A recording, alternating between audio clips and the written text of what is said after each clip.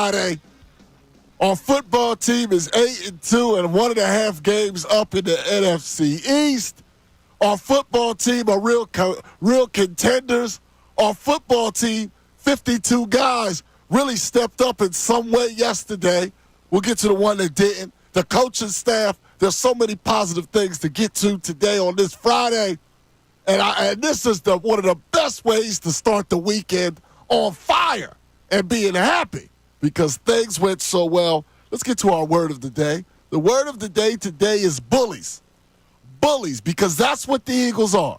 Earlier in the season, people were wondering, well, what's their identity? What's their identity? This is their identity on the offensive and defensive lines. Forget the skill position guys for one moment. Even Saquon, forget him for a moment. On the offense and the defensive side of the ball, they beat on you and they ask, can you stay with us for 60 full minutes? We're going to beat on you with the offensive line for 60 minutes. We're going to beat on you with our defensive line for 60 minutes. And can you hold up, not for a quarter, not for a half, but for all 60 minutes? And so far, when they've had their full complement, only one team has beaten them. So far, when they've had their full complement, this team beats on you. And early in the game, yeah, they were slowing down Saquon, but they couldn't slow him down late because this offensive line is a bunch of bullies. You see what Jurgens was doing later in that game? Getting to that second level? Washington didn't want no more of it. They didn't want no more. They were doing all right, but by the end, they couldn't take 60 minutes of that beating. Same with that Washington offensive line. Early in the game, they did some okay things. They ran the ball nice early in the game, but they couldn't do it for 60 minutes. By the end of the game, the defensive line was too much for him. Carter played every snap, and he was too much for him. He was playing against a guard that just got a big contract. He played every snap. And in the fourth quarter, who was the better player? They're bullies. This is the identity. Game to game, it might look a little different. But the identity is, for 60 minutes, this team beats up on you. And if you can't hold up in the trenches, you can't beat them. You can't beat them. And it happened again. Once again last night. And we'll get into all the particulars because 52 guys or 46 guys really stepped up and played some football. And everyone had some contributions except for one person, Rick. Yeah, except for one person. Are we talking about the kicker? Yeah, we'll get there. The MVP. I will tell you this much. One thing, and now it is nationally noted, because if you saw Jalen Carter last night disrupting that offense, you saw the right game. You saw the game we were talking about. We've always talked about the offensive line, the trenches. They've been good for a long period of time. Even when they've had to fill in, they've been good. But you get this line together, they're going to be even better. Now, you talked about playing 60 minutes. The one thing that really stood out to me, in Saquon Barkley's first 16 carries, he managed 56 yards. Mm-hmm. His next carries, 10 carries, 90 yards. Are you kidding me? That is beating it to the bone. That is saying we're going to keep doing this until something works. I'm watching his game. Gainwell found an open hole on the right side of the offensive line and hit for 2 straight plays. Then all of a sudden you get Saquon Barkley back there. Boom, right back in that spot. Lightning bolt out of the backfield and into the end zone. This is a team that has a lot of weapons. I mean, you look up and down defensively, offensively, from the trenches all the way out to the playmakers. This team is no joke. This team, to me right now, I think they're better than Detroit right now. I really do. I think this is a team that all of a sudden just continues to grow in all facets of the game. They have proven that they could just muck it up like last night early on, kind of go man on man and just beat the other team down into submission. That's what it seemed like last night. You keep beating them up, and all of a sudden holes open up for you, and then the score looks a little crooked, although they did score a touchdown late, but that game was over for the most part. This team is very good, and you said with the exception of the kicker, and he's usually pretty good. Last night wasn't his night, but this season we'll hasn't see. been his season. It really has not been his season. I mean, who knows what they're going to do there? But you know what? What they're doing right now is winning football games. It's a tough task. You come off of a Sunday game, and both teams looked a little sloppy early on, I would say. That's Maybe what even a little lethargic early on. Thursday games stink. They're not good for the fan. Dickerson goes down. I started getting a little nervous at that point. Not just for Dickerson, but for kind of everybody, because those Thursday night games, you always see something bad happen. And it didn't happen, thank goodness, knock on wood. Eagles come out of it with a nice win. Eagles come out of it in first place. And I don't think anybody's going to catch them the rest of the way out. No, I don't see a path for them. So many players to point out. It's just up and down the lineup. No. Let's start on the defensive side of the ball because they're so impressive once again. Jalen Carter was wondering about his snaps. He's been playing a lot of snaps. So then I guess Vic Fangio went to him and said, "Listen, big man, you not coming out the game at all. You gonna play all the snaps.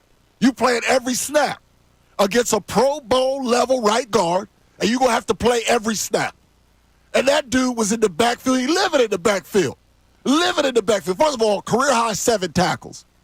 But what he doesn't show up on the stat sheet. As great as Saquon Barkley is, and he's great, I don't know if he's their best player. Their best player might be Jalen Carter. That's how great this guy is becoming. And if this is only year 2, let me tell you, the sky's the limit for that guy. Now, let me go outside for a moment because Cooper the G's got a lot of love. Pro Football Focus and all stuff. And I'm not saying anything bad about Cooper today. But tonight is not about Cooper. Not today. Last night was not about Cooper. Last night was about Quinyon Mitchell lined up against Terry McLaurin. Terry McLaurin's been getting 12, 13 targets per game. He had, when Quinyon was guarding him, he had 0 targets. 0 targets. They didn't even throw to him at all. He completely shut down a Pro Bowl wide receiver. It's almost comical. It really is. It's almost comical. The best receiver on that team doesn't get a target. Yeah, he got his target. He got the one catch on the G for 10 yards, and that was all he got the whole game. They targeted him total because they – And by the way, that was a diving catch. Right. It wasn't like DeJean wasn't there. No. It's just one catch. He had totaled, but against Quinyon Nunn, they targeted Quinyon one time, and they went 0 for 1 total. But he was on their top guy most of the time. They're looking to pick on the rookie, and he was looking there. They threw to the backs because they had to. He was out there looking, not there. He's used to look, boom, McLaurin, one-on-one, he's got this. He didn't have it. Quinyon Mitchell, in some ways, has been underrated, and this is what I mean. He's been a rookie starter from day one. Cooper was able to watch some, work his way in. Then once Cooper the G jumped in, he started getting all the accolades. Everybody was talking about him. Meanwhile, Quinyon's playing every snap, doing a tremendous job out there. And I'm not trying to pit them against one another, but yesterday, it was like, when is McLaurin? I keep thinking this is a close game. Is he hurt? They're bound to get McLaurin the ball at some point, right? This is a close game. Why aren't they going to McLaurin? Why are you not seeing or hearing McLaurin at all? And the credit has to go to Quinyon Mitchell doing a tremendous job on the young man. And Cooper the G still had a good game. It's not that. It's just that Cooper's been the main character. And yesterday, for the first time in a while, Quinyon was the main character in that secondary. What a job by him. What a job. He's unbelievable. I mean, when you don't hear his name, that's a bonus every single time. But this one was different.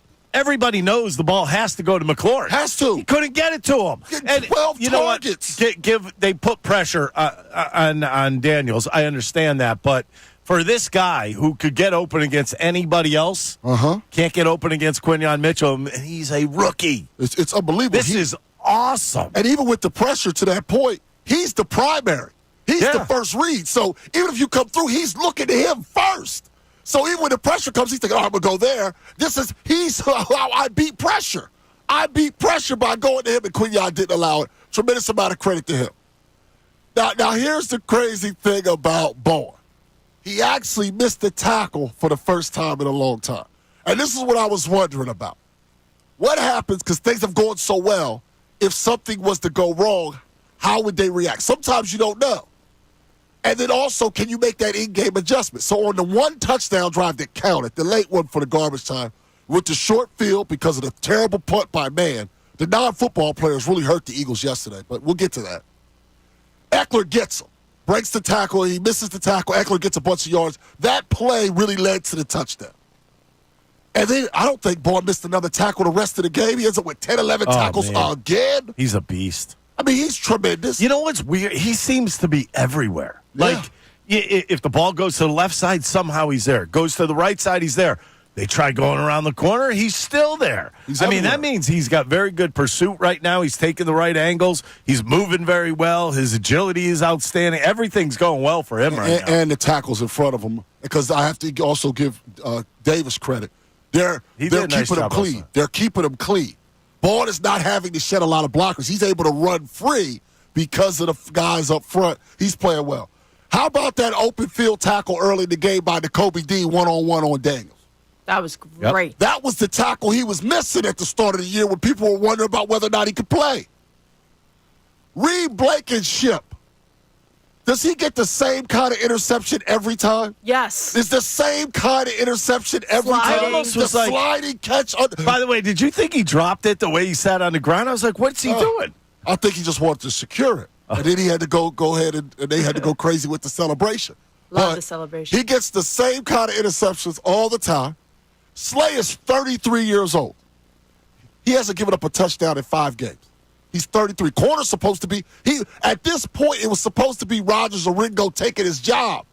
My man not only didn't give up anything yesterday, 5 games. He's given up 68 yards the last 5 games at 33 years old. That's unbelievable. He's playing. How about Sweaty with another sack? How about BG again? Oh, that was amazing. By the way, he does not look like an elder. No, out he's there. agile up there. still No, I'm moving. just saying Still he looks fresh, which is odd. They're being smart with him. Week 11, he looks fresh. He don't play 100% of the snaps. How about Nolan Smith Jr.? Oh, my goodness. I could not believe it. I couldn't. I mean, he gets through there. He's making plays. So we name it a lot on the defense, and then ultimately we have to talk about it. Mood shift. No. Saquon Barkley. MVP. Now I think Lamar's going to win MVP. I think he's going to be Offensive Rookie of the Year. I bet you Offensive I'm Player telling of the you, Year. he may give him a run right now. Well, McCaffrey didn't win it last year, which is why I don't believe it. I think he'll win Offensive Player of the Year.